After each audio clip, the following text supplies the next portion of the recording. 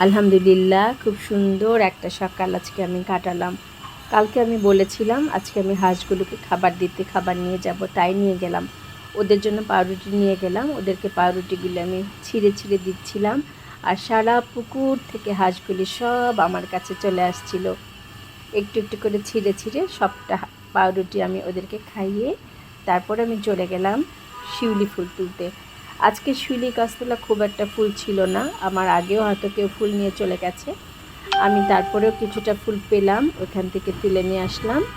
তুলে নিয়ে এসে দেখি ওখানে একটা মস্ত বড় পিঁপড়ার গর্তও ছিল, সেখান থেকে ফুল তুলে নিলাম। ফুল তুলে নিয়ে এসে এখন তো মালা গাঁথার পালা। আমি তো সুই সুতো নিয়ে গিয়েছিলাম ওখানে বসে বসে মালা গাঁথবো বলে। সৌভাগ্যক্রমে পেয়ে গেলাম ফরিদা আন্টিকে। ফরিদা আন্টি হচ্ছে আমাদের ইয়োগা বন্ধু, ডক্টর ফরিদা ইয়াসমিন আন্টি। আন্টিকে আমি আমার সঙ্গে নিয়ে নিলাম মালা গাঁথতে। আন্টিও খুব মজা পাচ্ছিল। আন্টি মালা গাঁথছিল, আমি ভিডিও করছিলাম। আমি মালা গাঁথছিলাম, আন্টি আমাকে ভিডিও করে দিচ্ছিল। সেই দুজন মিলে ছোটোবেলার গল্প করছিলাম।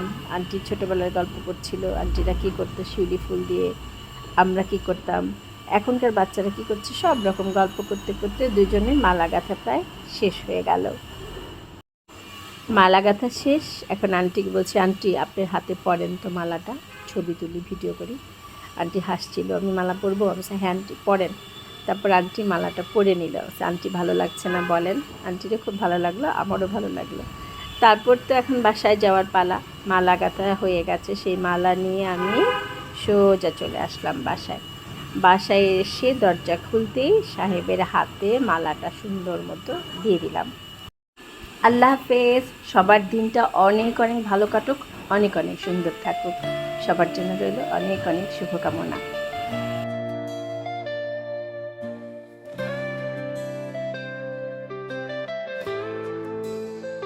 পৃথিবী একটাই, জীবনও